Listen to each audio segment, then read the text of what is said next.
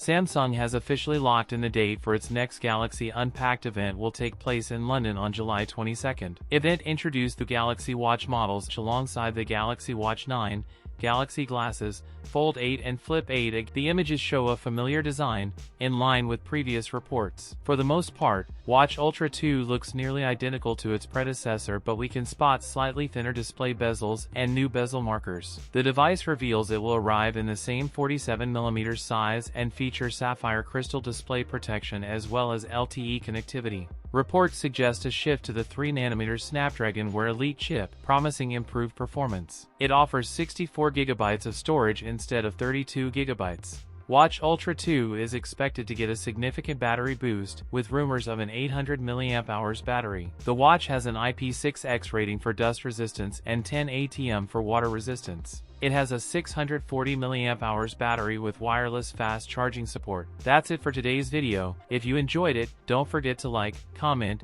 and subscribe for more content. Thanks for watching, and I'll see you in the next one.